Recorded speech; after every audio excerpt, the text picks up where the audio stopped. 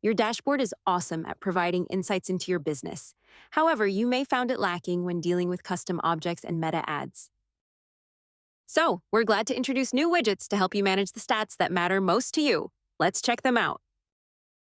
Navigate to the dashboard section and click the pencil icon to edit your dashboard. Click plus Add Widget to open the right side menu. Select your widget from the meta ads or custom object category. Edit your widget to your liking, then click Save to add it to your report. You might be wondering what widgets have been added. Well, follow along to learn more. Now you can visualize key meta ads metrics right on your dashboard along with reports, making it easier to monitor paid traffic performance at a glance.